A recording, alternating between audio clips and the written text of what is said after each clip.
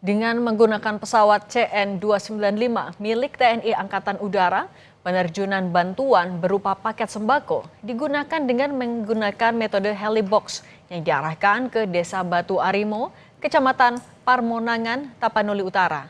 Daerah ini merupakan salah satu wilayah terdampak banjir yang sulit dijangkau melalui jalur darat. Sebanyak 90 helibox dengan total muatan 450 kg diterjunkan langsung ke sasaran lokasi terisolasi.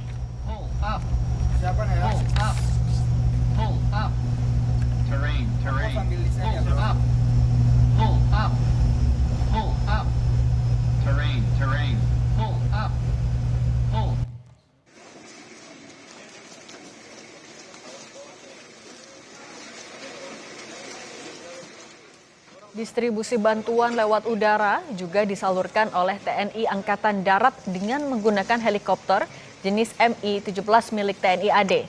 Kapasitas helikopter ini bisa memuat 1,2 ton bantuan. Bantuan yang disalurkan diantaranya bantuan dari Presiden Prabowo dan Kementerian Pertahanan. Untuk mencapai wilayah yang sulit terjangkau, bantuan bagi korban banjir dan longsor diberikan melalui jalur udara dengan metode airdrop.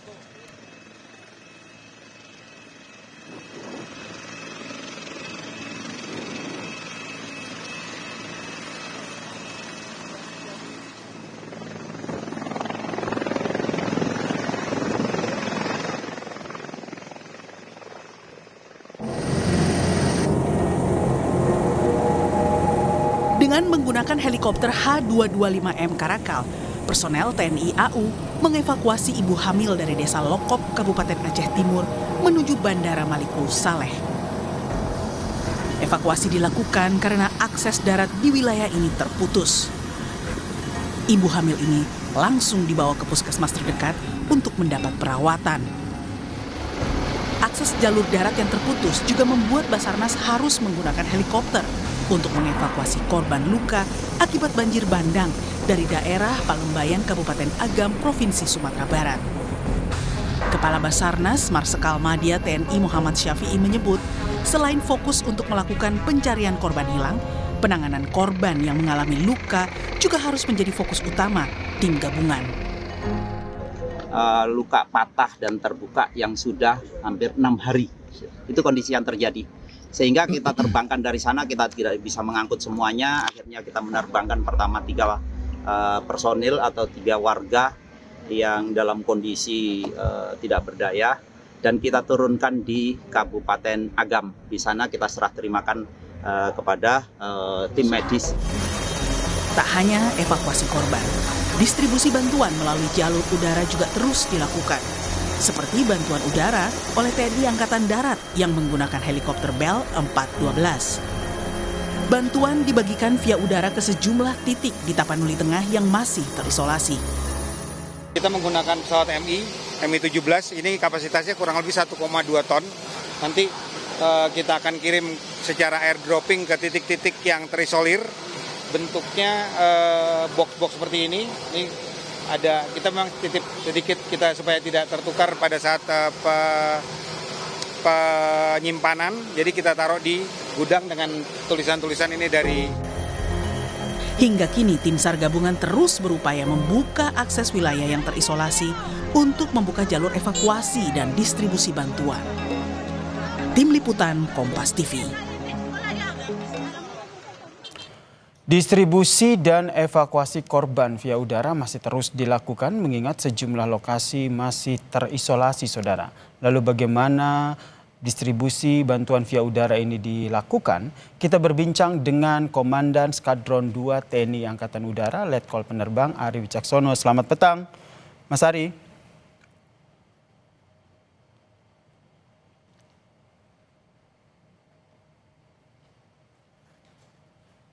Mas Ari. Selamat sore. Ya, selamat petang Mas Ari. Mas Ari, ini distribusi bantuan melalui udara ini masih jadi salah satu cara mengingat masih banyak lokasi yang terisolasi. Dengan menggunakan pesawat CN-295 ini, bisa diceritakan seperti apa distribusi bantuan lewat udara ini dilakukan? kita kan melaksanakan dropping di bawah Satgas di bawah Kodam 1 dengan supervisi. Jadi kita ada satu CN 295, satu C113 dengan satu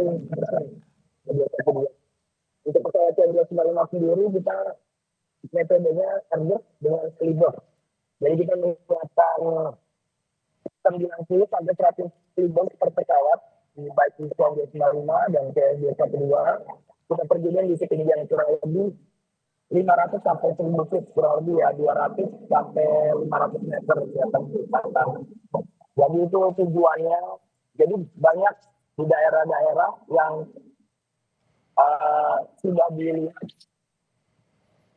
sangat remote, sangat terpencil sehingga jalur distribusi makanannya terhenti karena akibat banjir. Oleh karena itu kita terjunkan menggunakan metode airdrop tersebut. Ya, dengan menggunakan metode airdrop begitu ya.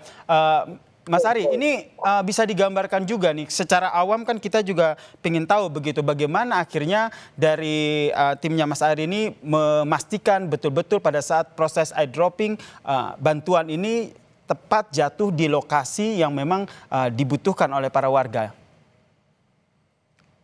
Sebenarnya sistem helibox tersebut pun sudah kita laksanakan, memang salah satu metode yang ada di skadron kita. Kita punya cargo delivery system dengan metode seperti helibox.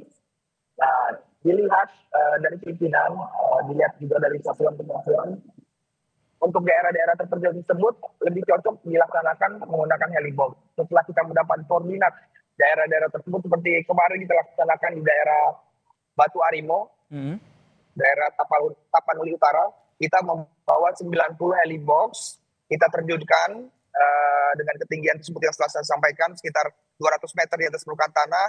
Setelah kita identifikasi dengan possibility visual yang kita melihat daerah dropping zone tersebut, kita terjunkanlah itu. Dengan 3 run masing-masing run itu kita 30 helibox, jadi total 90 helibox kita terjunkan. Berarti butuh perhitungan yang akurat begitu ya, sehingga pada saat diterjunkan bantuan helibox ini betul tepat jatuh di warga yang tengah menanti bantuan ini ya, Mas Ari ya? Betul. Oke. Kemudian memastikan bagaimana agar bantuan ini tidak rusak begitu pada saat jatuh, karena ini kan menggunakan airdrop. Ini ada cara khusus tidak? Jadi seperti yang saya sampaikan, kalau misalnya kemampuan kita sendiri sudah dilatihkan, sudah pernah melaksanakan juga helibox tersebut penerjunannya.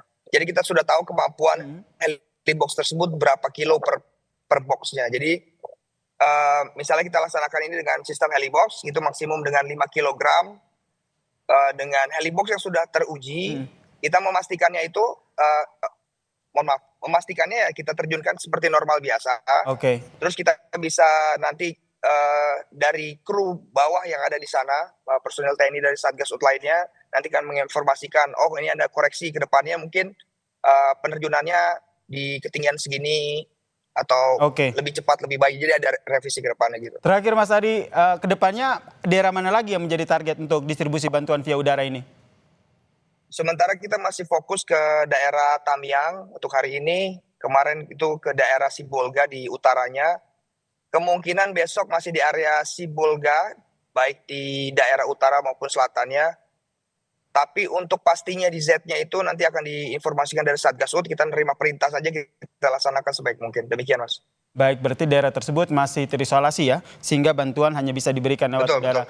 Terima kasih Letkol Penerbang Ari Wicaksono, sukses terus untuk upaya ataupun misi damai udaranya. Terima kasih Mas Ari, Letkol Penerbang Ari Wicaksono telah bergabung bersama kami di Kompas Petang. Salam sehat.